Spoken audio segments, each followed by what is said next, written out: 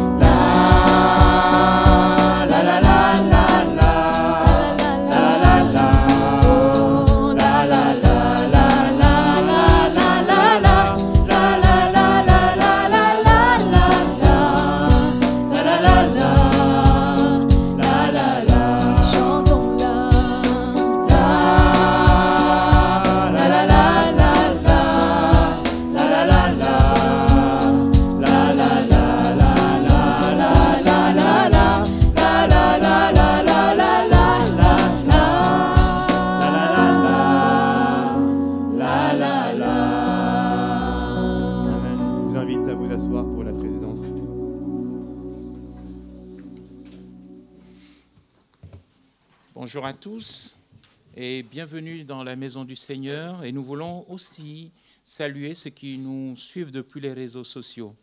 Ce matin, nous introduisons notre temps d'adoration de notre Seigneur par la lecture de sa parole. Nous lirons un psaume de louange qui est le psaume 100. Poussez vers l'Éternel des cris de joie. Vous tous, habitants de la terre, servez l'Éternel avec joie. Venez avec allégresse en sa présence. Sachez que l'Éternel est Dieu. C'est lui qui nous a fait et nous lui appartenons. Nous sommes son troupeau. Nous sommes son peuple et le troupeau de son pâturage. Entrez dans ses portes avec des louanges, dans ses parvis avec des cantiques. Célébrez-le. Bénissez son nom, car l'Éternel est bon et sa bonté dure à toujours, et sa fidélité de génération en génération. Seigneur, nous voulons nous incliner devant toi ce matin pour ta bonté, pour ton amour, pour ta fidélité qui dure de génération en génération. Seigneur, merci parce que nous sommes au bénéfice de tes bénédictions ce matin. Et nous voulons nous introduire ce temps. Sois le maître, dirige, transforme, brise les forteresses qui se sont dressées à nous. Nous voulons être transformés par ta parole ce matin. Jésus-Christ, tu règnes, et par les chants que nous allons t'adresser. En ton nom. Amen. À jamais tu es saint, c'est le titre du prochain chant. Il est dit au psaume 99, 9, « Exaltez l'Éternel notre Dieu et prosternez-vous devant sa montagne sainte, car il est saint. » Donc aujourd'hui, on veut humblement nous rapprocher de Dieu pour reconnaître sa sainteté. Donc on va faire en sorte que nos mots et que nos voix soient une offrande pour lui. Donc je vous invite à vous lever pour chanter « À jamais tu es saint ».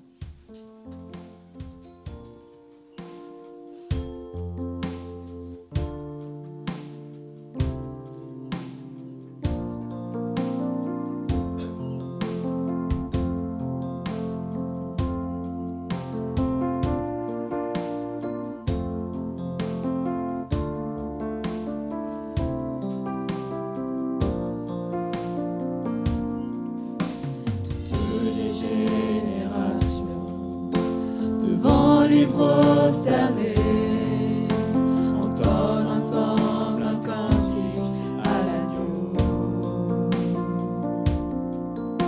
Ceux qui nous ont précédés et ceux qui nous suivront entonnent ce cantique à l'agneau. Ton nom est le plus grand, ton nom tout-puissant, ton nom est au-dessus de tout. Puissance, autorité, royaume et dignité, ton nom est au-dessus de tout. Et les anges acclament, tu es saint.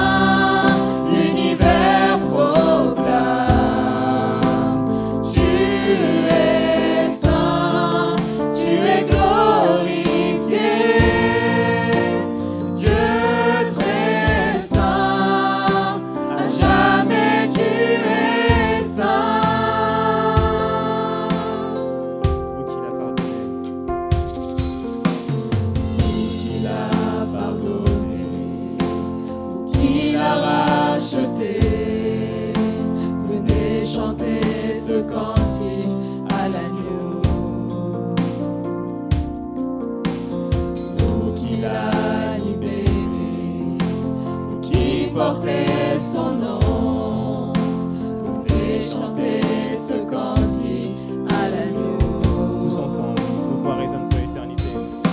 Nos voix résonnent pour l'éternité, et les anges acclament.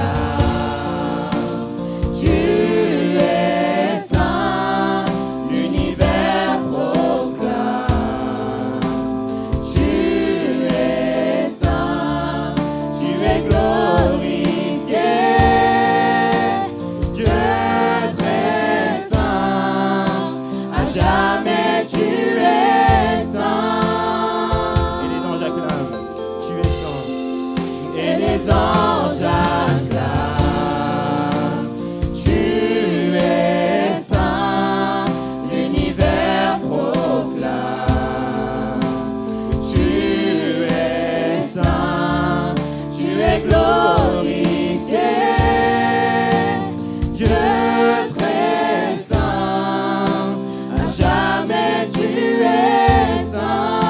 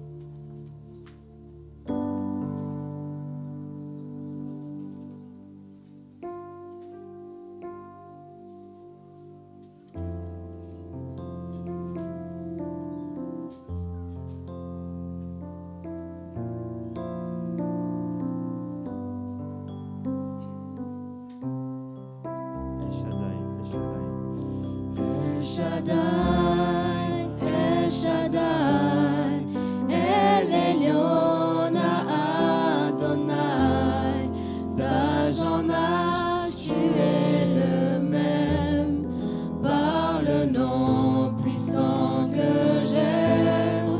El Shaddai, El Shaddai, El Kamkana Adonai, je te louerai où que j'aille. El Shaddai, El Shaddai, El El Shaddai. Shaddai, El Elyon Adonai, d'âge en âge tu es le même, par le nom puissant que j'aime. El Shaddai, El Shaddai, El Kamkana Adonai, je te louerai où que j'aille. El Shaddai, El El Shaddai. Shaddai, El Shaddai, El Elyon Adonai, d'âge en âge tu es le même, par le nom puissant que j'aime. El Shaddai, El Shaddai, El Kamkana Adonai, je te louerai où que j'aille. El Shaddai.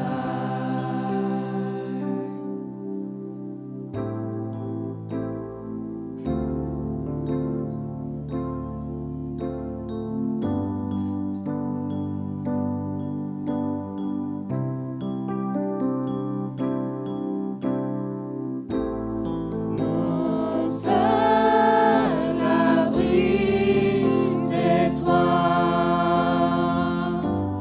Toujours mon cœur te chantera, car tu me délivres. Et chaque fois que j'ai peur, je m'appuie sur toi. Je m'appuie sur toi. Et dans ma faiblesse, le Seigneur me renforce. Mon seul abri, c'est toi. Toujours mon cœur te chantera, car tu me délivres. Et chaque fois que j'ai peur, je m'appuie sur toi. Je m'appuie sur toi. Mon cœur, Et dans ma faiblesse, le Seigneur me renforce. je m'appuie sur toi. Mon seul abri, c'est toi. Sur toi. Toujours mon cœur te chantera, car tu me délivres. Chaque fois que j'ai peur, je m'appuie sur toi. Amen. Je vous invite à vous asseoir pour la prière. Oui, Père éternel, merci pour ta présence au milieu de nous. Père éternel, merci parce que c'est toi qui nous as amenés ce matin.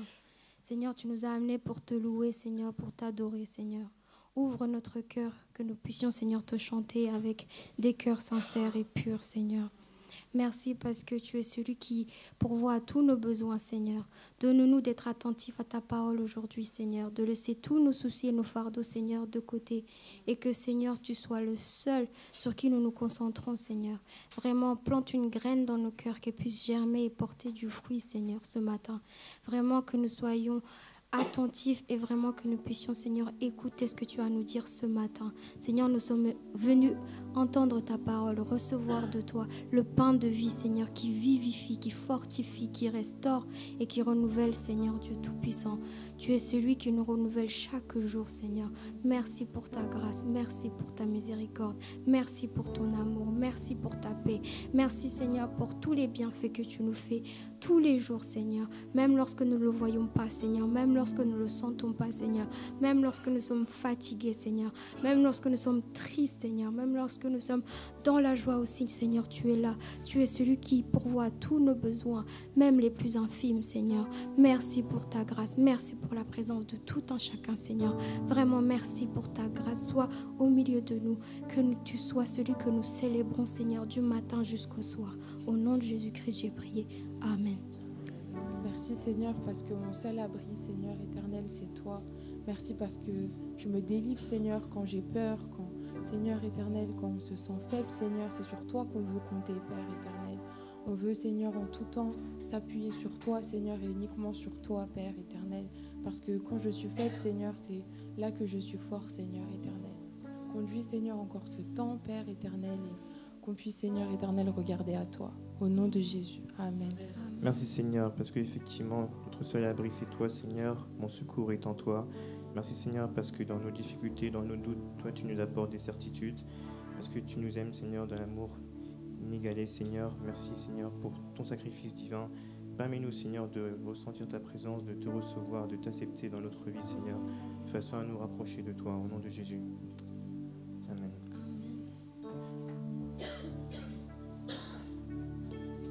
Jésus, ami de mon âme, ton regard est si bienveillant. Jésus, laisse-moi te dire, je voudrais te suivre chaque jour. Car d'âge en âge, tu es le maître de l'histoire. Dans tous les temps, nul n'est semblable à toi. Toi l'alpha, l'oméga, tu m'as aimé. Et je vivrai l'éternité avec toi. Tout parle de toi. Jésus, et tout est pour toi. Pour ta gloire et ton honneur, ce n'est pas pour moi. Car tu ne me dois rien, Seigneur. Oui, toi seul est Dieu, et je me soumets à tes voies.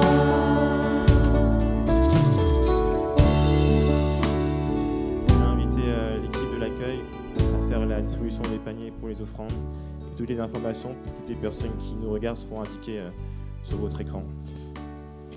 Et nous, en attendant, on va continuer à louer le Seigneur dans la joie en reprenant le chant « C'est si bon de louer son nom ».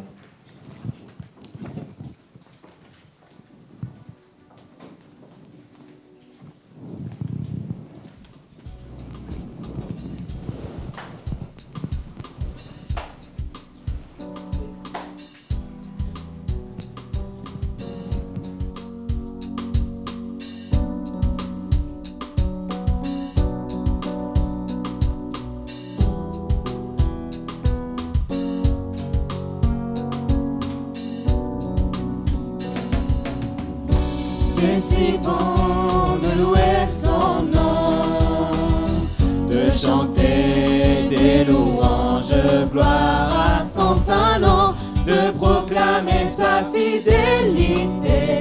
Chaque jour, infiniment.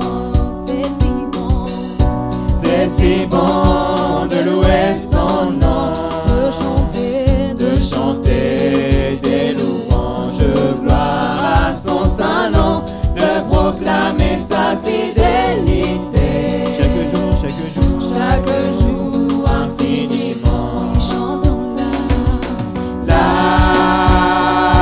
la la la la la la la la la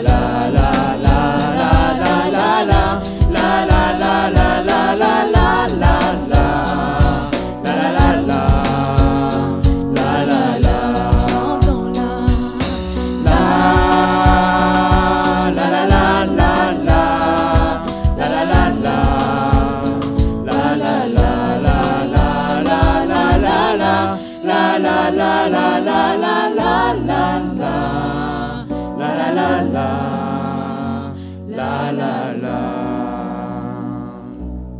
Amen. C'est le temps du message.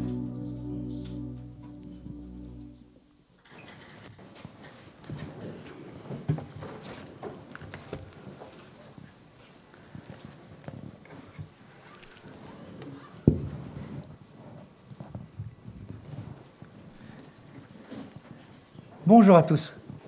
Nous sommes heureux de nous retrouver après quelques semaines d'absence de notre part. Vous, je pense que vous étiez fidèles, toujours là, toujours présents pour louer le Seigneur et l'adorer dans ce lieu où Dieu nous rassemble, chaque dimanche et d'autres jours de la semaine également. On était absents, c'est vrai, pendant quelques semaines. Nous sommes allés au Pérou, dans notre église mère, on dira. Hein, c'est l'église là où, avec Lucie, on s'est convertis, là où on a grandi, là où on a servi, là où on s'est marié, et de là où nous avons été envoyés pour servir ici en France, il y a maintenant un peu plus de 40 ans. Et le Seigneur nous a permis donc de retourner là-bas pour un congrès missionnaire et pour le centenaire de l'Église de l'Alliance chrétienne et missionnaire du Pérou. Et c'est pour cela que nous étions là-bas. Et je vais vous raconter un peu plus tout à l'heure. On a déjà raconté un petit peu à certains de ce qui s'est passé parce que vraiment le Seigneur nous a bénis grandement pendant ces 2 ou 3 semaines où nous étions là-bas. Le thème d'aujourd'hui est la parabole du trésor caché. Et en fait, je me suis permis de mettre un tableau qu'à cette époque-là, lors de mes conversions, j'avais peint, il y a une quarantaine d'années à peu près, justement avec un coffre que j'avais acheté dans les montagnes péruviennes, de la ville qui s'appelle Huancayo. Et j'avais amené ce coffre, je l'avais trouvé très beau. Et comme je peignais à l'époque déjà aussi, et qu'à l'époque je connaissais le Seigneur et la Bible, j'avais mis cette Bible comme le trésor que Dieu m'avait permis de découvrir. Et donc, ça avait été le temps de la peinture, le temps de la méditation aussi, sur la parole en même temps.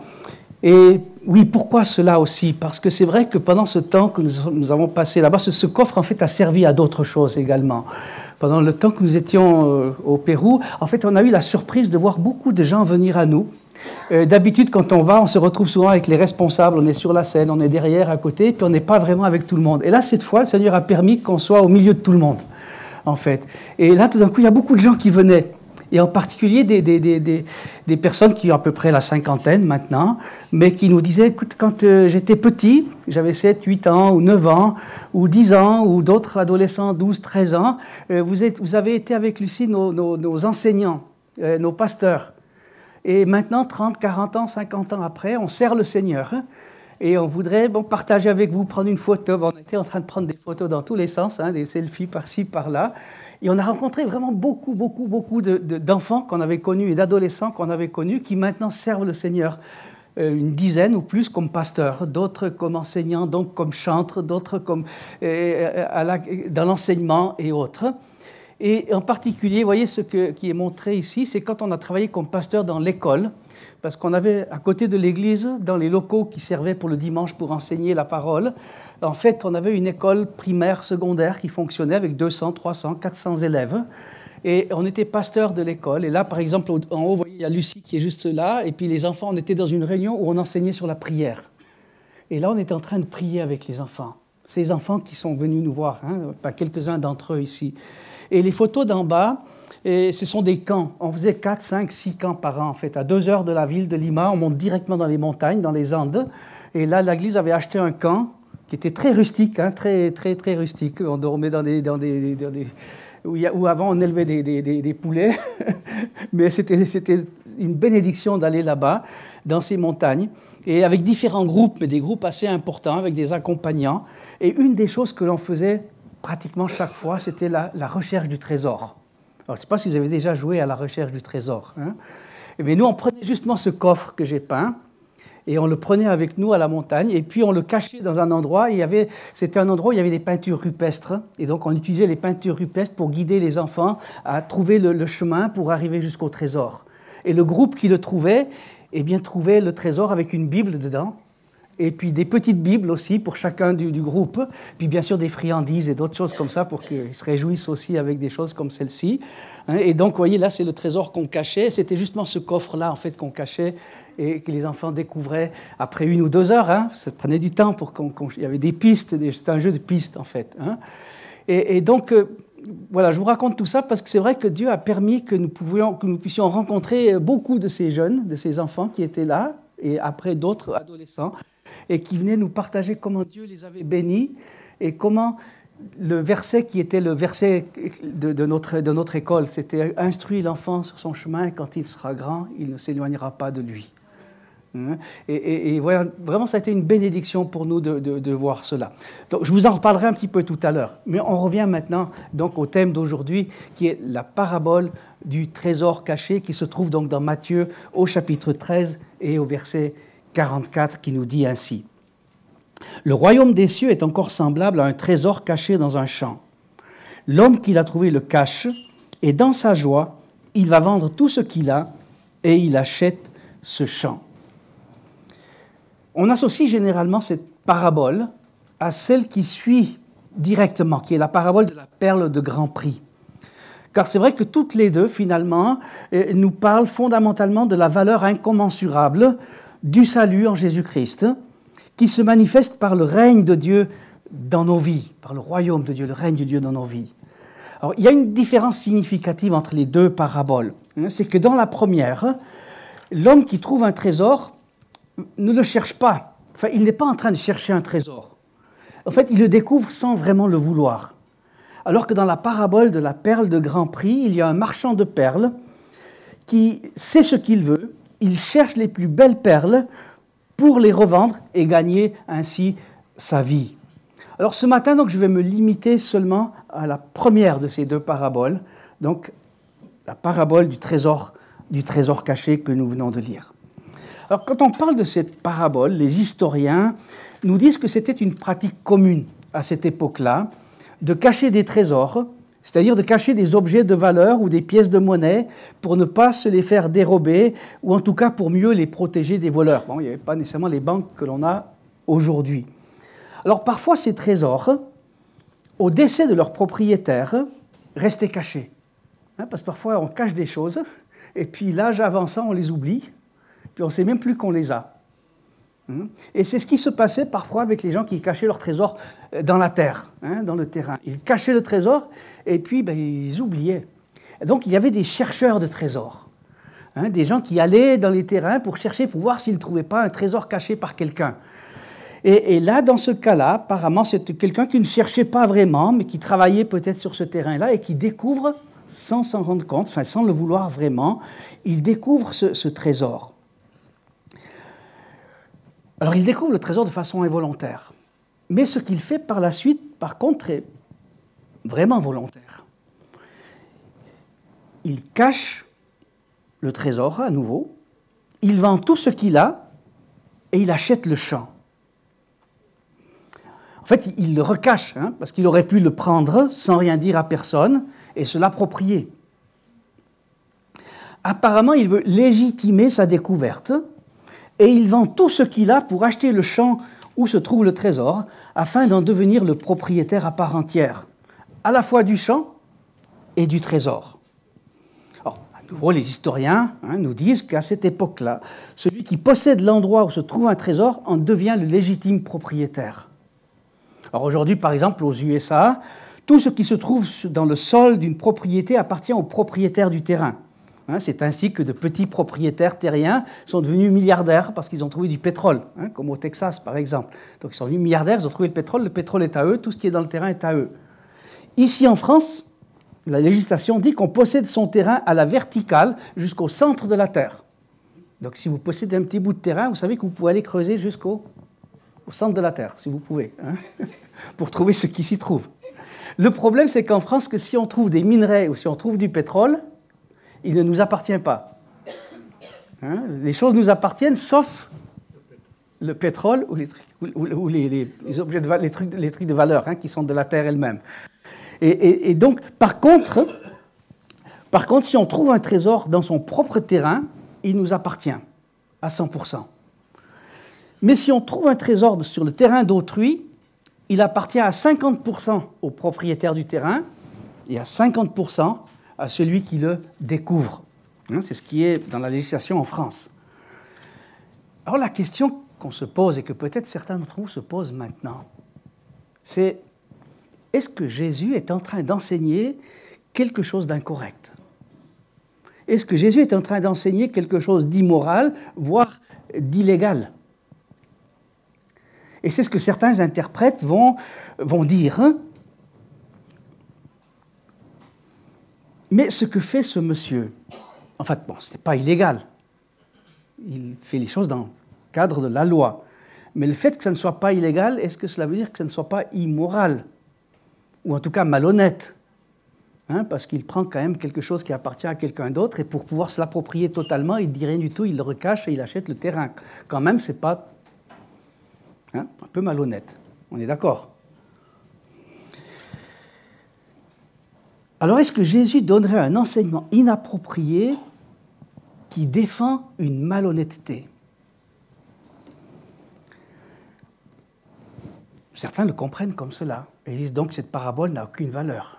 Et Jésus n'a aucune valeur dans son enseignement. Il faut aller un peu plus loin. On ne peut évidemment pas comprendre cela de cette façon-là, car Jésus est présenté comme sans péché, et il ne peut pas inciter au péché, ce n'est pas possible. C'est une impossibilité. Alors il y a deux autres interprétations possibles. Bon, il y en a peut-être d'autres, mais en tout cas deux que je vais partager avec vous.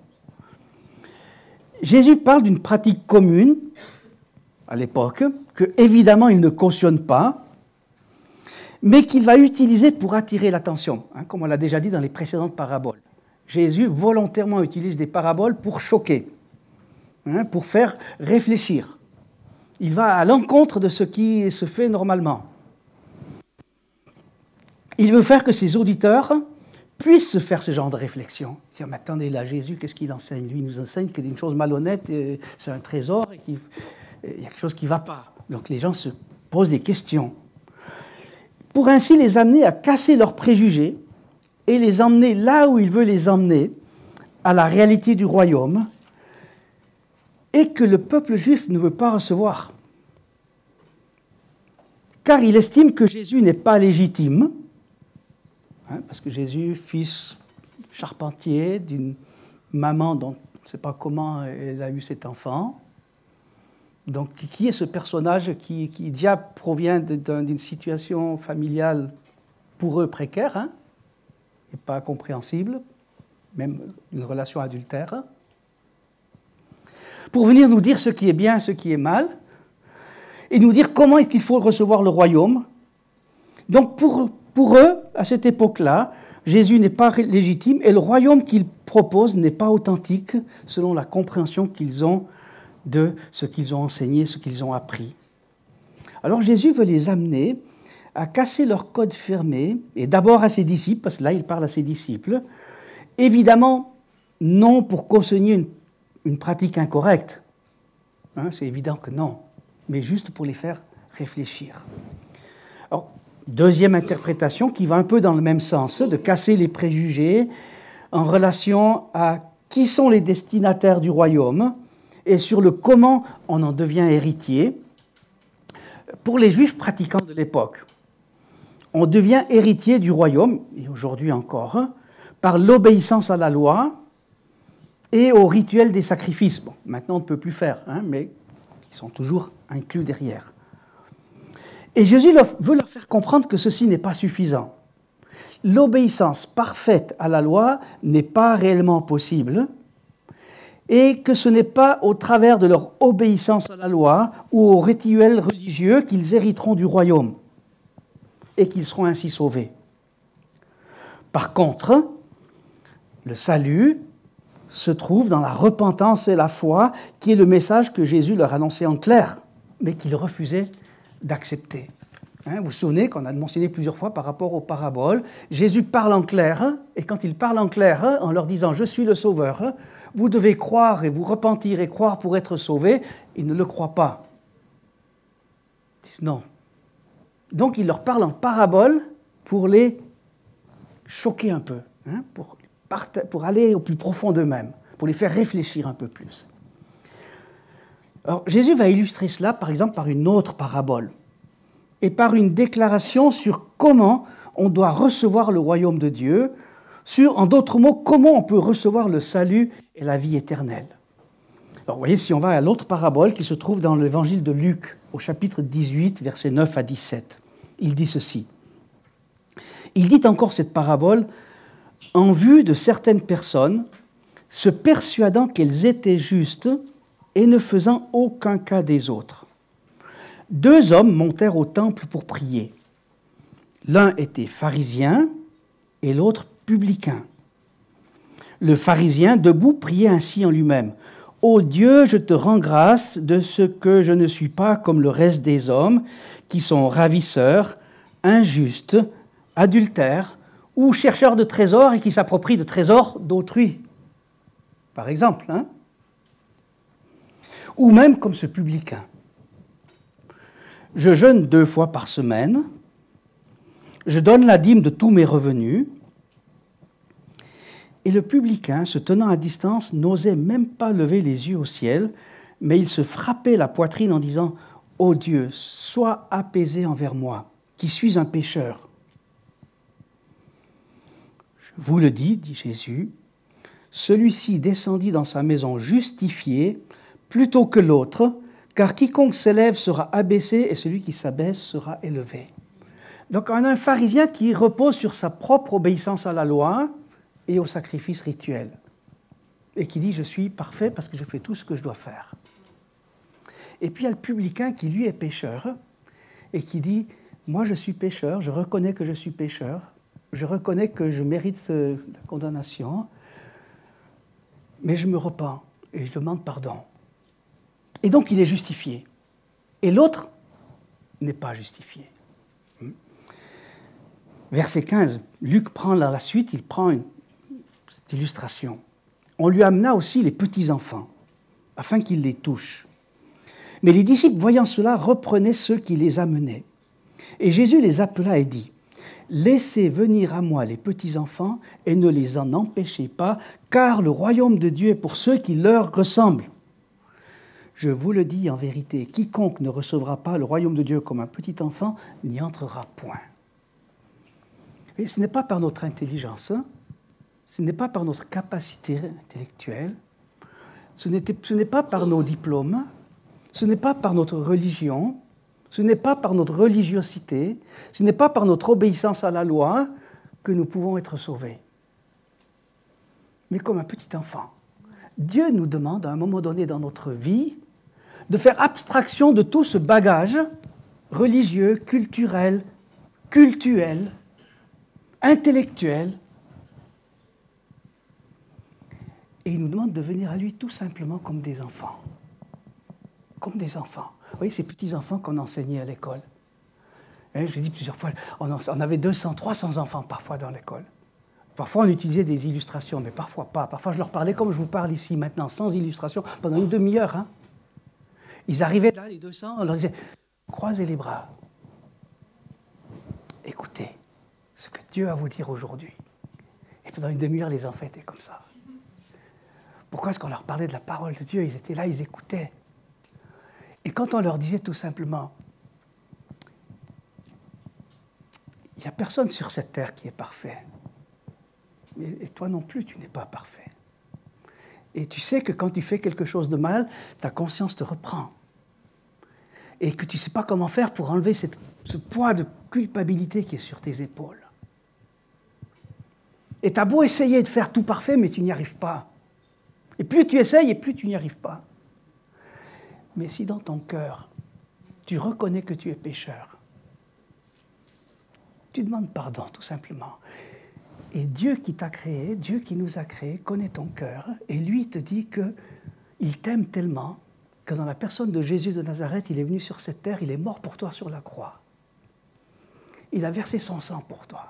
Alors, tu ne comprends pas ça, mais ce n'est pas grave. Mais la parole dit que si tu crois, en demandant pardon, que Jésus est ton sauveur, et tu le reçois comme ton sauveur, tu seras sauvé et pardonné. Et tu hériteras du royaume. Tu deviendras un citoyen du royaume des cieux. Alors, il y a des enfants qui sont un peu plus durs, mais généralement, quand on a le cœur d'enfant, qu'est-ce qu'on fait? On croit, et on dit pardon. Et les enfants reçoivent le Seigneur dans leur cœur. Bon, après, il y a l'enfance, il y a l'adolescence, il y a la jeunesse, les études, l'université, et tout ça qui parfois nous éloigne, non? Mais ce qui a été semé dans l'enfance revient tôt ou tard. Et c'est là. Donc Dieu veut que nous ayons un cœur d'enfant. Et Dieu veut que ces pharisiens qui aiment Dieu, on ne peut pas dire qu'ils n'aiment pas Dieu, ces pharisiens. Ils aiment Dieu, ils cherchent à vivre en obéissance à Dieu, mais qui sont dans l'erreur par rapport à la compréhension de ce qu'est le royaume. Dieu veut qu'ils laissent leur dureté de cœur, leur apparence de sainteté, pour devenir avec un cœur tendre, un cœur qui écoute la voix de Dieu. Et si on écoute la voix de Dieu, eh bien Dieu nous parle, et Dieu nous fait du bien, et Dieu nous pardonne, et Dieu nous transforme. Comme un enfant sans préjugés qui reçoit simplement le cadeau qu'on lui offre, sans questionnement inutile. Alors le sens profond, vous voyez, de la parabole du trésor caché n'est pas de savoir si Jésus cautionne ou non une pratique immorale. Hein, ça, on cherche, c'est chercher midi à 14h, quoi. Hein. C'est pas ça qu'on doit chercher. Évidemment que Jésus condamne toute pratique immorale et injuste. Le sens profond de la parabole, c'est que le royaume, donc le salut, donc la vie éternelle, avec Dieu, est accessible à tous, même aux publicains et aux malhonnêtes, car finalement nous sommes tous pécheurs, nous sommes tous malhonnêtes, et nous avons tous besoin d'être pardonnés. Qui que ce soit. Vous, moi, tout le monde ici, le président de la République, les présidents de toutes les républiques du monde. Même le meilleur de moi-même, disait Kant, même le meilleur de moi-même et de mes actions est péché, car il y a toujours dans toute action, même les meilleures, une trace du péché. Autosatisfaction, orgueil, vanité. Vous voyez, il y a toujours quelque chose. Le seul chemin, la seule voie, le seul moyen d'être fait participant du royaume, ce n'est pas la perfection, ce n'est pas la moralité, ce n'est pas la connaissance, ce n'est pas la religion, quelle qu'elle soit, même pratiquée de façon la plus rigoureuse qui soit, mais la repentance et la foi. C'est tout. Repentance et foi, qui évidemment, bien sûr, doivent nous conduire à rechercher la perfection, à rechercher la moralité, à rechercher la connaissance, non pas pour obtenir le royaume ou le salut, mais parce que nous sachant déjà participants de ce royaume, nous voulons vivre selon ses valeurs et en montrer les fruits. Et on connaît la différence, hein? On voit la différence. Alors, nous qui sommes ici aujourd'hui, est-ce que nous avons tout vendu? Est-ce que nous avons tout laissé de côté? Est-ce que nous avons compris que ce trésor du royaume, c'est d'être héritier du royaume, d'être participant du salut en Jésus-Christ, d'avoir déjà reçu la vie éternelle, veut dire que tout le reste, finalement, est éphémère, sans valeur. Alors, est-ce que cela veut dire qu'on doit, comme le jeune riche, tout vendre et tout donner aux pauvres, et puis suivre Jésus? Pas nécessairement, hein, parce que lui avait besoin de ça, parce que lui, il dépendait de ça. Et à lui, Jésus lui dit, il faut que tu donnes tout, et que tu me suives sans rien, en confiant pleinement en moi. Bon, c'était valable pour lui. Mais à Zachée, Jésus ne va pas lui dire la même chose. Il va lui dire, viens, suis-moi. Et Zachée, par lui-même, comprend bien qu'il va rendre ce qu'il a volé, même en décuplant ce qu'il a volé, il va le donner, et il va rester avec des possessions et des richesses, et il va prospérer, et Jésus est content s'il prospère, parce que quand on prospère, on peut nous-mêmes avancer, et puis aider ceux qui sont dans le besoin. Ou aider aussi à la proclamation du message de l'Évangile. Donc, pour certains, Dieu nous demande de tout renoncer si on est attaché. Il veut voir notre cœur. Où est notre cœur? Est-ce que notre cœur est dans les biens, dans Mammon, ou notre cœur est en lui? Où est notre trésor? Parce que là où sera notre trésor, là sera notre cœur. Ou là où est notre cœur, là est notre trésor. Zachée, lui, n'avait pas besoin de tout abandonner. Parce que Zachée allait faire bon usage de ce qu'il avait. Le jeune riche, lui, était attaché à ça. Il avait besoin de s'en détacher pour pouvoir s'attacher au Seigneur. Vous voyez, le chemin est différent pour chacun d'entre nous, ce n'est pas le même. Chacun sait où il est et chacun sait ce qu'il doit faire, mais est-ce que chacun sait, est-ce que Jésus est mon trésor? Est-ce que la parole de Dieu est mon trésor? Est-ce qu'héritier du trésor, du royaume est mon trésor? Ou est-ce que je suis attaché aux valeurs de cette terre, aux valeurs de ce monde? Où est mon trésor? Et c'est la question, hein? Où est mon trésor? Où est-ce que je place mes valeurs? Où est-ce que je place mon argent? Où est-ce que je place mon cœur? Voilà ce que le Seigneur nous demande.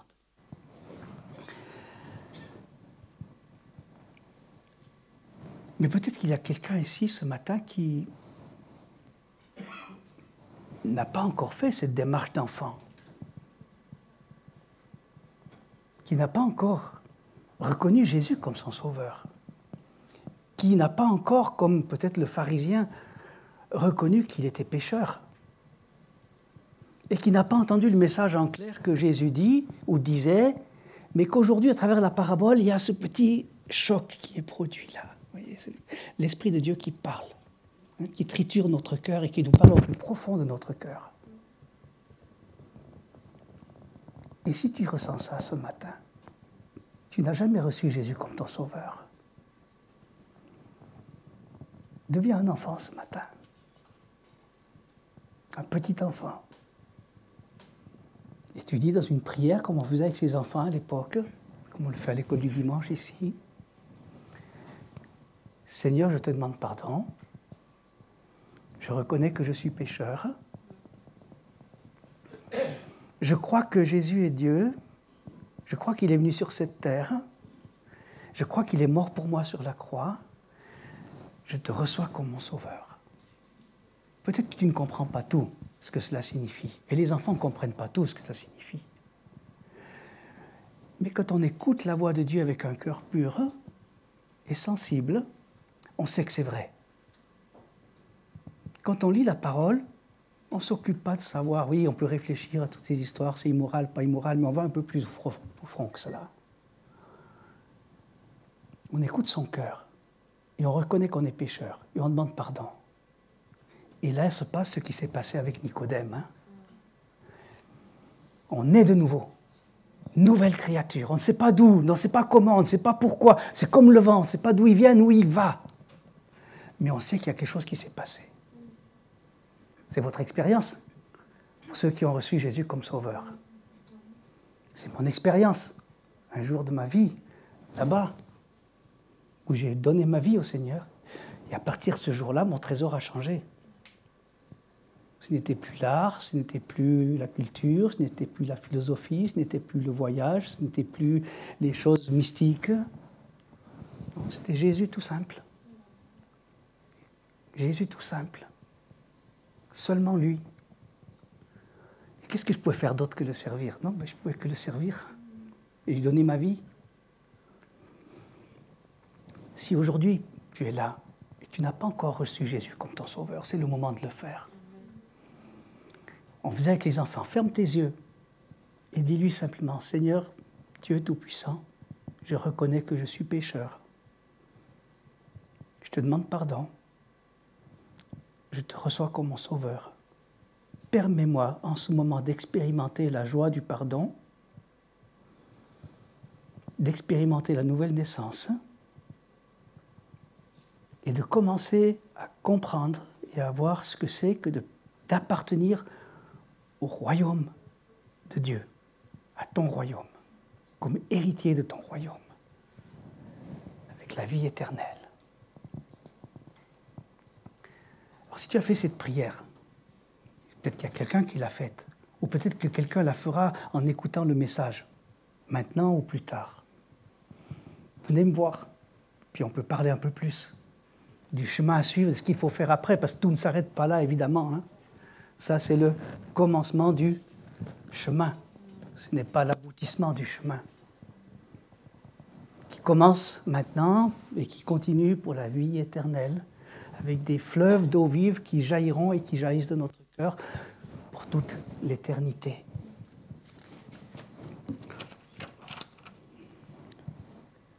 Alors, au début de ce message, je vous ai parlé de comment Dieu nous a permis de rencontrer je ne sais combien de personnes qui aujourd'hui, 50 ans plus tard, sont devenus pasteurs ou enseignants. Il y en a plus de 10, de dizaines de ces jeunes enfants et ados qu'on a suivis qui sont maintenant pasteurs, ou qui sont enseignants, ou qui sont ingénieurs, ou qui sont d'autres choses, peu importe. Mais il y en a un en particulier, enfin deux en particulier que je voudrais partager avec vous, cette rencontre, si vous le permettez. Le premier, c'est quelqu'un qui nous a appelés pendant qu'on était au Pérou et qui nous a dit « Ah, j'ai un ami à nous qui était justement un jeune ado, qui faisait partie du comité d'ados de l'époque de Lucie, qui maintenant est pasteur missionnaire dans les montagnes au Pérou, avec son épouse qui était aussi membre du groupe d'ados. Et il a vu sur Instagram, parce qu'on nous avait pris un Instagram, parce que bon, c'est vrai qu'on n'est pas parti en vacances là-bas, on est parti vraiment pour travailler, quoi. Et vous verrez tout à l'heure. Et il nous a vu sur Instagram et il a dit « Ah, tu sais, Norbert et Lucie, ils sont là. » Il dit « Ah, c'est un ami qui, lui, est pasteur maintenant d'une église de 7 à 8 000 membres. » Et lui, on l'a connu quand il était enfant de 8 ans. Et j'étais moniteur de l'école du dimanche. 3 ou 4 mois après ma conversion, j'enseignais déjà aux enfants alors que je ne parlais presque pas l'espagnol. Mais bon, je faisais ce que je pouvais. Mais pendant 2 ou 3 dimanches, ce jeune enfant n'était pas venu à l'école du dimanche. Il habitait près de l'église et donc j'ai dit, bon, je vais aller voir ce qui se passe, peut-être qu'il est malade, je ne sais pas. Il n'y a pas les téléphones portables comme maintenant, ça n'existait pas, donc on marche un petit peu. Et j'arrive chez lui, bon, je ne savais pas trop où il habitait, il y avait beaucoup de portes, je ne savais pas laquelle c'était.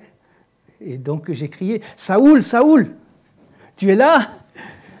Je viens te chercher, je suis Norbert, etc. » Et bon, je ne sais pas, c'est les voisins, il y a sa sœur qui est sortie, ou m'a conduit vers sa sœur, je ne sais pas, je ne me souviens plus, ça fait un peu longtemps. Et sa sœur me dit, non, Saoul n'est pas là, il est allé jouer au foot.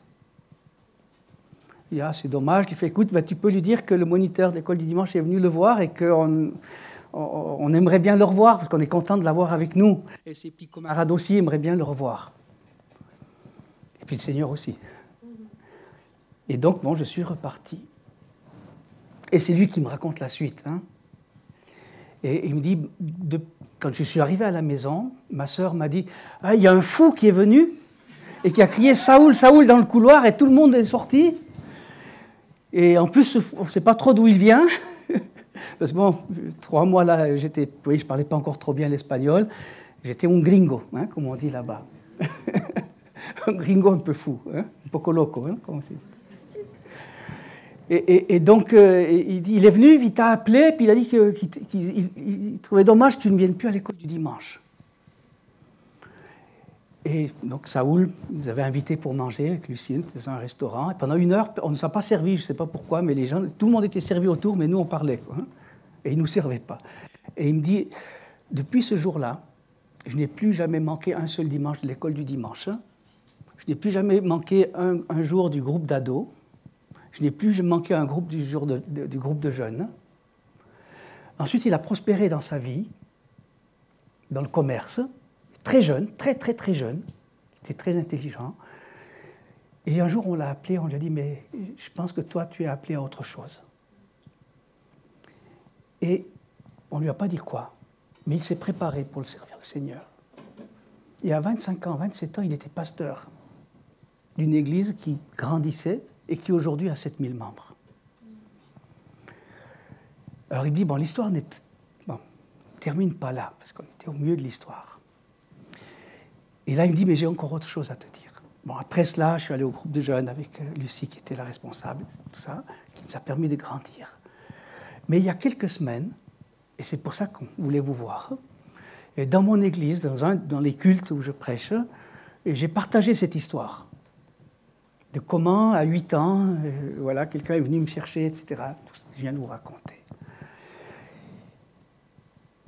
Partage l'histoire. À la fin du culte, il y a quelqu'un qui vient me voir du fond de la salle, une immense église, hein, ces grandes églises, et qui me dit, pasteur, comment s'appelle la personne qui est venue vous voir et qui était suisse et qui est venue vous chercher? Parce qu'il a dit que j'étais suisse, etc. Quoi. Et il s'appelle Norbert Clément. Et il dit, vous voyez, moi je suis chilien, ce monsieur lui dit, je suis pour la première fois dans votre église. Et je viens pour le commerce, pour un travail. Je loge dans un hôtel qui est juste en face de l'église. Et comme je suis chrétien, je suis venu à votre église aujourd'hui dimanche. Et en fait, il y a 45 ans à peu près, je ne sais pas combien, enfin, dans les années 77-78, quand j'étais au Chili, il dit, j'ai rencontré un jeune Suisse et je lui ai partagé le message de l'Évangile. Et ce jeune Suisse s'appelait Norbert Clément. Moi, je ne m'en souvenais plus du tout. Hein. Parce qu'en fait, la seule personne qui a pu me parler de l'Évangile avant que je ne connaisse le Seigneur, c'est un jeune homme que j'ai rencontré sur un bateau qui passait de l'île de Chiloé, pour ceux qui connaissent, vous pouvez regarder, mais l'île de Chiloé au sud du Chili, pour aller jusqu'au port de Puerto Montt, hein, dans le sud du Chili. Et là, pendant 1 heure ou 2, on était sur ce bateau, et là, il y a un jeune homme qui m'a parlé, mais je ne me souvenais même plus de ce qu'il m'avait dit, en fait, qui m'avait donné son adresse pour aller parce que j'allais passer quelques jours à Santiago, la capitale du Chili. Il m'a donné son adresse, il me dit, quand tu arrives au Santiago, tu peux venir chez moi, il n'y a pas de souci, j'ai de la place pour te recevoir, tu peux loger chez moi. Et moi, je devais rester 3 ou 4 jours pour refaire mon passeport, etc. J'ai dit, OK. Mais en arrivant à Santiago, je me suis trompé d'adresse. Et je suis allé à une autre adresse, bon, ça prendrait 3 heures pour expliquer comment j'ai eu cette adresse et pourquoi je suis allé là-bas. Mais je suis allé à une autre adresse. Et là, c'était des jeunes qui vivaient en colocation. Et parmi ces jeunes, il y avait des personnes qui avaient connu l'Évangile quelques mois auparavant, dans une communauté un peu mystique, dans la vallée de l'Urubamba, ou dans la vallée de Cusco, des Incas, etc. Quelqu'un leur avait donné un Nouveau Testament, des Gédéons. Et eux, ensemble, ils ont commencé à lire le Nouveau Testament des Gédéons, et peu à peu, ils se sont convertis les uns et les autres. Tout seuls, sans église, sans pasteur, sans personne d'autre, la parole toute seule.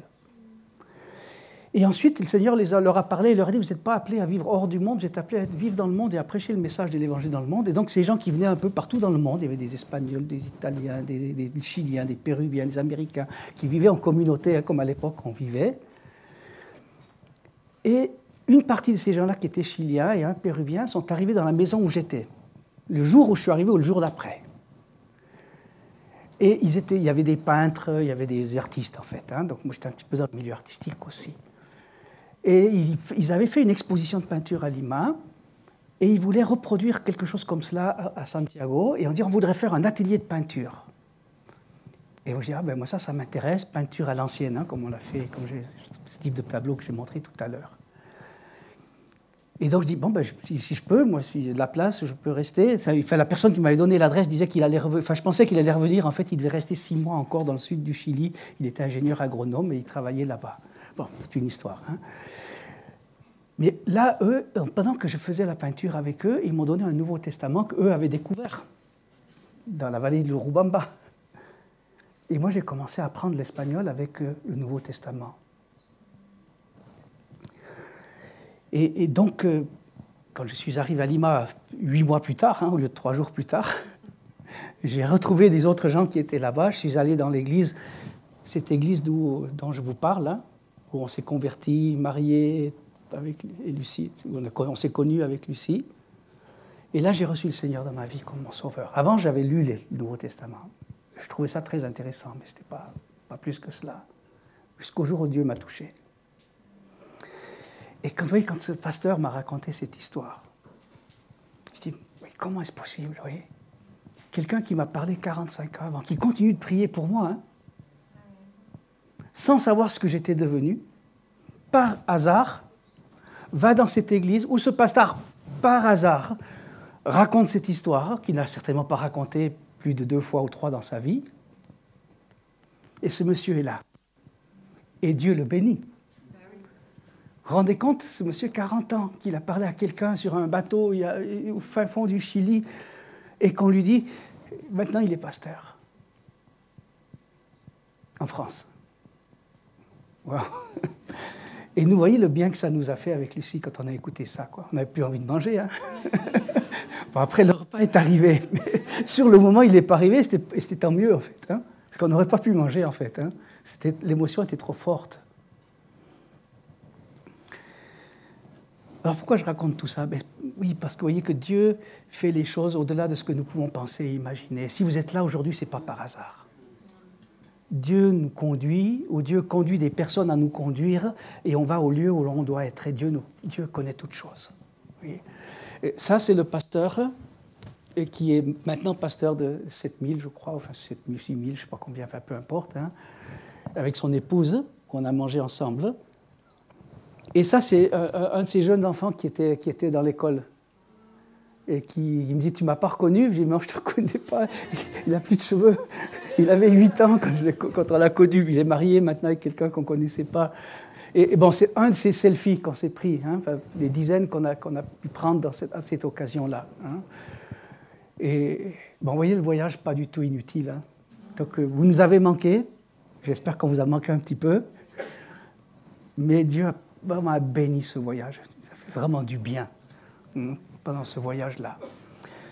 Alors, quelques images de ce qu'on a vécu quand même après, à part tout ce qui est l'aspect, voilà, la célébration du centenaire et puis aussi le congrès missionnaire. Alors, je ne sais pas si les images vont arriver, je crois qu'elles sont là-bas. Mais c'est vrai que bon, pendant ces 15 jours, 3 semaines, on a prêché 10 fois au moins. Et ça, c'est voilà, à Trujillo, c'est la 2e ville du pays, dans une église de 4-5 000 personnes, 4 cultes le dimanche matin, 4 messages le même dimanche. C'est ce que fait le pasteur tous les dimanches là-bas. Et donc une église là qui rassemble 1000 personnes à peu près, donc 4 cultes. Voilà. Ça, c'est notre église à Lima, avec le congrès missionnaire, donc avec les drapeaux. Il y a le drapeau français d'ailleurs, vous voyez, c'est écrit France. Il prêche, il prie pour le monde entier. Et ça, c'est un peu comme Conflans et comme Nanterre. C'est une église. Il y a une centaine d'églises qui sont nées de cette église maintenant. Et il y a des centaines de missionnaires dans le monde entier, en fait, de cette église. On n'est pas les seuls. Et il y a les 100 ans donc, de l'Alliance chrétienne et missionnaire du Pérou. Donc avant, c'était le banquet qui a eu lieu dans notre église. Et là, la cérémonie principale qui a eu lieu dans la 2e église, qui est aussi une grande église de 4-5 000 personnes maintenant, là-bas où on a pu aussi célébrer et passer ce temps avec eux. Normalement, ça aurait dû avoir lieu dans un colisée avec 10 000 personnes. Mais 3 jours avant, ils ont annulé parce qu'il y a eu un état d'urgence qui a été décrété à cause de problèmes de violence. Et en 3 jours, ils ont dû tout réorganiser, quoi. Bon, là-bas, ils sont habitués à faire des choses comme ça, donc ça, c'est pas de souci, quoi. Ils ont fait ça super, on ne s'est même pas rendu compte, quoi, en fait. Ils ont fait le repas dans une église, le truc dans l'autre église. Ils ont fait 2 fois ou 3, parce que comme ça, tout le monde pouvait venir, et tout s'est bien passé, grâce à Dieu. Alors voilà, que Dieu veut continuer à nous bénir. et nous permettre de valoriser ce trésor qu'il nous a donné. Peut-être qu'on l'a trouvé sans le vouloir, comme celui qui cherchait le trésor, en faisant des choses qui ne sont pas nécessairement les bonnes, comme celui qui cherchait le trésor, parce qu'il n'a quand même pas fait ce qu'il faut. Mais Dieu nous parle au travers de ça. Et puis on verra la semaine prochaine la parabole de la perle de grand prix, où là, volontairement, il cherche. C'est pour la semaine prochaine. Amen. On va participer de la Sainte Seine. On invite le groupe de louanges. J'invite Jean qui va diriger la Sainte Seine.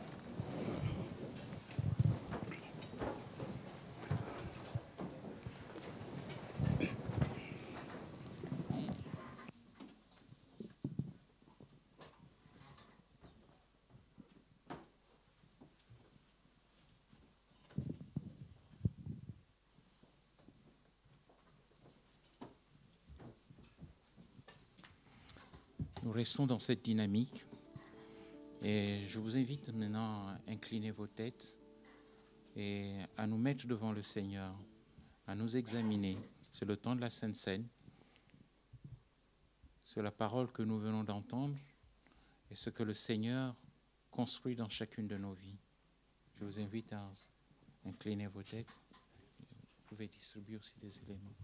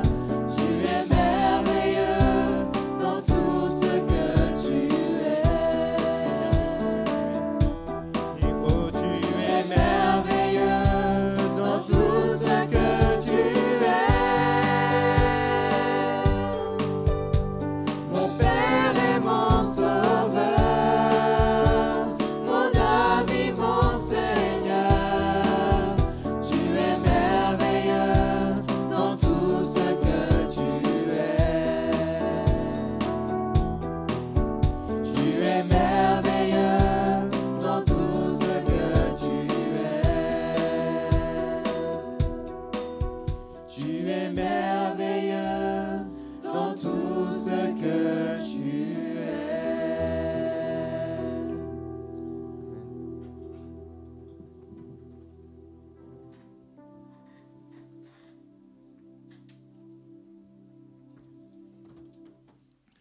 En obéissance et en espérance de ce que le Seigneur Jésus lui-même a institué avec ses disciples, nous voulons rester dans cette dynamique. Et la parole nous instruit ainsi, car j'ai reçu du Seigneur ce que je vous ai enseigné. C'est que le Seigneur Jésus, dans la nuit où il fut livré, il prit du pain et après avoir rendu grâce, le rompit et dit, « Prenez, mangez, ceci est mon corps, car il est rompu pour vous. Faites ceci en mémoire de moi. » Et c'est ce que nous voulons faire ce matin, en tant que corps de Christ et Église de Jésus-Christ ici à La Défense. Partageons ensemble.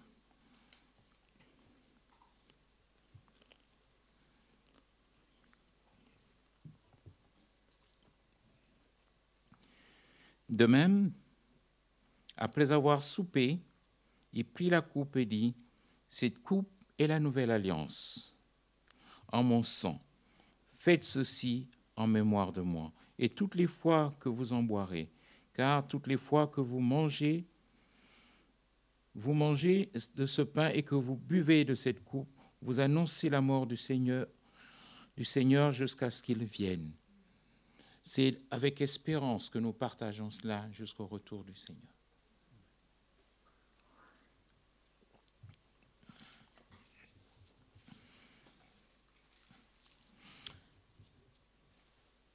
Seigneur, nous voulons te dire toute notre reconnaissance. Seigneur, nous voulons dire merci à ton sacrifice sur la croix. Merci de nous avoir donné cette espérance de vie éternelle. Merci de nous donner cette espérance de foi que nous avons en toi. Jésus-Christ, tu règnes et nous tiendrons par la foi. Amen.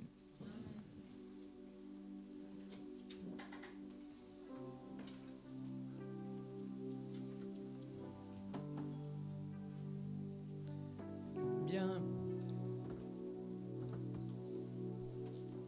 On arrive donc à la fin de ce temps de service, de culte, de ce deuxième culte ce matin. Merci pour la présence de chacune, de chacun d'entre vous. S'il y a des personnes qui nous visitent pour la première fois, que le Seigneur vous bénisse grandement. Nous sommes là bien sûr pour vous accueillir, vous saluer. Il y aura un temps d'apéritif tout à l'heure que vous pouvez aussi partager avec nous et bienvenue pour ce temps-là. Nos activités sont celles que nous avons l'habitude de mettre en évidence. Notre raison d'être, notre mot d'ordre pour cette année, nos deux cultes, les différentes activités que l'on peut retrouver sur le site internet, bien sûr. Et le groupe de jeunes cette semaine, donc ça sera le thème sur l'autorité divine, donc samedi 15h. La semaine prochaine, Conflans et Nanterre, donc à voir avec les deux responsables, Francis et Miguel-Ange, comment ça va se passer pour la semaine prochaine. Date à retenir pour les jeunes, raclette interjeunes, donc tous les jeunes adultes, que vous veniez ou non au groupe de jeunes, vous êtes invités à participer, donc les détails seront aussi communiqués dans les semaines à venir. Et pour le culte de Noël, dimanche 21 décembre également, les modalités, les horaires et tout ça seront communiqués dans les semaines à venir. Mais on prépare déjà cette date, on sépare cette date déjà, du 21 décembre pour notre culte spécial de Noël. Notre lecture chronologique, on est dans la 6e semaine, je crois, 6e, 7e. On va entrer dans la 6e semaine et il nous restera la 7e semaine de ce thème qui a à voir avec les juges, mais également donc avec le livre de Ruth. On terminera avec le livre de Ruth et puis donc on terminera avec le thème de Matthieu qui justement a à voir avec le royaume des cieux, le royaume de Dieu. Tout l'évangile de Matthieu c'est le thème principal, c'est le royaume de Dieu, avec les paraboles du royaume, mais aussi, on a vu le sermon sur la montagne, c'est le sermon sur les valeurs du royaume, sur le message d'évangélisation du royaume. Enfin, c'est le thème du royaume de Dieu, en fait, hein, que l'on trouve dans Matthieu. Et donc, avec notre lecture en chiasme, avec les questions qu'on se pose chaque jour pour que la lecture ait du sens et que la lecture ne soit pas simplement une lecture répétitive, hein, mais qu'on trouve du sens et qu'on trouve un enseignement pour notre vie dans cette lecture. Donc voilà, demain on commence, on repart demain avec, enfin on continue demain avec donc la mort, l'intronisation et la mort d'Abimélec. Hein, c'est chapitre 9, versets 1 à 57, 2 Juges et également donc Matthieu, entrée triomphale, 17 novembre, donc 21, 1 à 27 de Matthieu. Voilà pour la lecture. Et je crois que c'est tout. Je ne sais pas si j'ai autre chose que je dois mentionner. Je pense que c'est tout. Donc on va faire comme on a l'habitude de le faire. On va terminer dans la louange, dans l'adoration, dans la joie. Et puis on terminera par une bénédiction finale. On va se lever pour chanter. On va terminer ce culte comme on l'a commencé, donc dans la joie. Comme l'a bien dit le pasteur. Dans la joie parce que c'est une chanson joyeuse, festive. Parce que nous voulons exprimer toute notre reconnaissance pour le Seigneur, tout notre amour pour lui, pour tous ses bienfaits. Donc n'hésitez pas vraiment à chanter, à battre des mains, voire même à danser, pour pouvoir vraiment déclarer que le Seigneur est le roi des rois et qu'il est vivant. Amen. Rabbi ne change pas.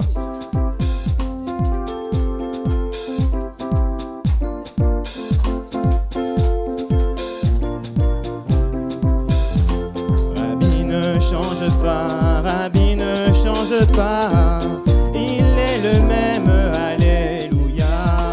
Rabbi ne change pas, Rabbi ne change pas, il est le même, alléluia. Oui, Rabbi ne change pas, Rabbi ne change pas, il est le même, alléluia.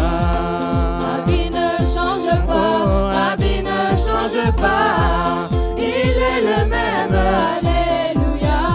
Oui, Jésus ne change pas, Jésus ne change pas, il est le même, alléluia. Jésus ne change pas, Jésus ne change pas, il est le manifeste dans même, notre vie. alléluia. Oh, Rabbi, manifeste-toi dans toute ma vie, Rabbi, manifeste-toi dans toute Rabbi, ma vie. oh, Rabbi, Manifeste-toi dans toute Rabbi, ma oh, vie. Rabbi, Manifeste-toi dans toute ma vie. Rabbi ne change pas, Rabbi ne change pas, il est le même, alléluia. Rabbi ne change pas, Rabbi ne change pas, il est le même, alléluia. Oui, Rabbi ne change pas, Rabbi ne change pas, il est le même, alléluia. Rabbi ne change pas, Rabbi ne change pas, il est le même, alléluia. Rabbi, manifeste-toi dans toute ma vie, Rabbi, Manifeste-toi dans toute Rabbi, ma oh, vie. Rabbi, Manifeste-toi dans toute Rabbi, ma oh, vie. Rabbi. Manifeste-toi Attention.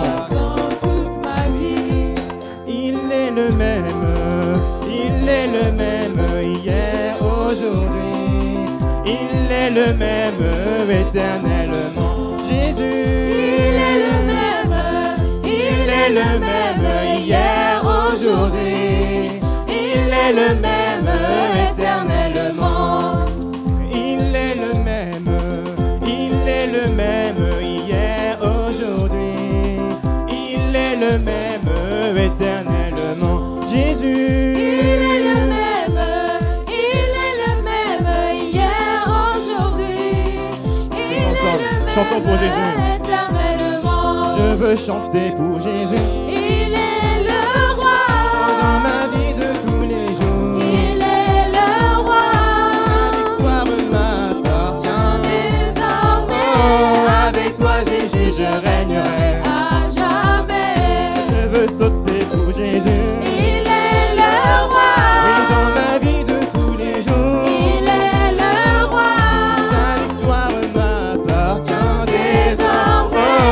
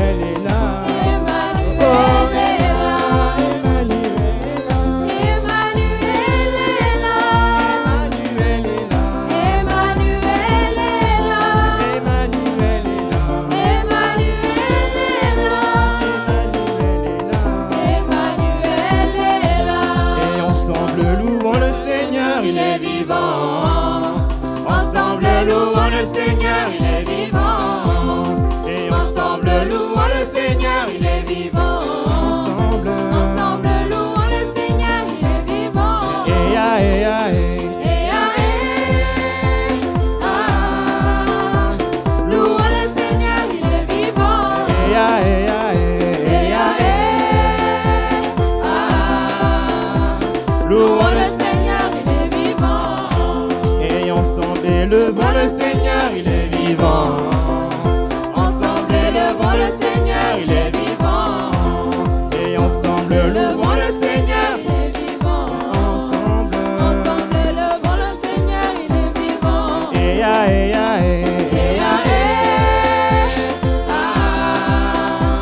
Louons le Seigneur, il est vivant.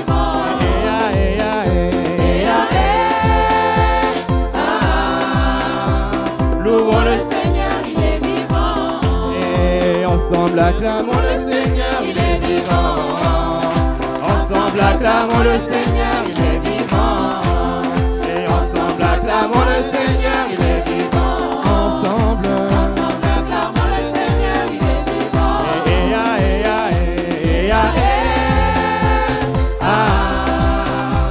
louons le Seigneur, il est vivant.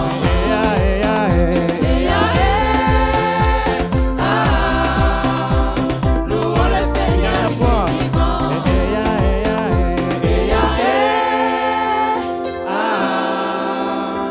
louons le Seigneur, il est vivant. Amen,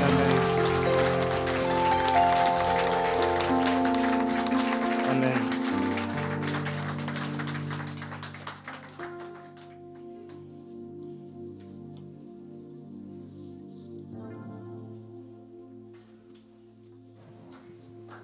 Jésus-Christ est le même hier, aujourd'hui et éternellement. Ne vous laissez pas entraîner par des doctrines diverses et étrangères, car il est bon que le cœur soit affermi par la grâce et non par des aliments qui n'ont servi à rien à ceux qui s'y sont attachés. Que le Dieu de paix, qui a ramené d'entre les morts le grand berger des brebis, par le sang d'une alliance éternelle, notre Seigneur Jésus, vous rende capable de toute bonne œuvre, pour l'accomplissement de sa volonté, qu'il fasse en vous ce qui lui est agréable, par Jésus-Christ, auquel soit la gloire au siècle des siècles. Amen. Amen. Seigneur nous bénisse, bon dimanche, bonne semaine, à très bientôt. Seigneur nous encourage et nous fortifie cette semaine. Amen. À bientôt.